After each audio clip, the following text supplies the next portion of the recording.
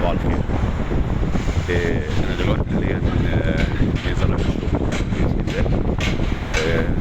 طبعا لو حد اخد باله المنحدرات اللي احنا بنمشوا فيها في تركيا، يعني لو حد عنده خلفيه عنها فيعني الله يكون في عون الجميع بجد والله. الله يكون في عون اي حد هنا في تركيا عايش. يعني احنا عندنا في مصر مش اخدين على الكلام ده، مش اخدين على المنحدرات والمرتفعات والحاجات دي.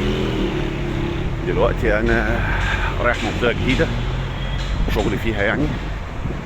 فالمفروض هنا لو انت معكش الموبايل ومعاك نت انت حرفيا تهت في البلد دي بجد، لان البلد كلها ماشيه على اللوكيشن.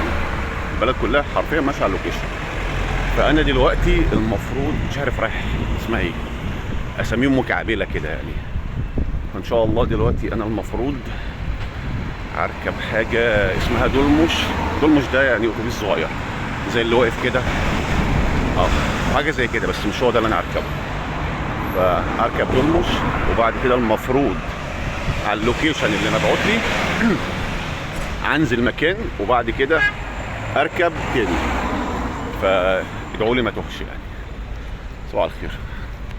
اخيرا وصلت المكان اللي انا كنت عايز اروحه بعد معاناه شاقه يعني بعد ما نزلت وركبت وطلعت وتهت يعني حرفيا بجد لو معكش لوكيشن هنا او معاك الموبايل وفي انترنت انت في حته تانية، انت ضيعت حقيقي في تركيا يعني. بالذات لما تكون مصري يعني، واللغه برضو عندك مش احسن حاجه يعني، فاهمني؟ انت عارف الواحد يعني بيعرف مصري واسكندراني وصعيدي، هي دي اللغات اللي الواحد بيعرفها يعني. فالحمد لله وصلنا بالسلامه.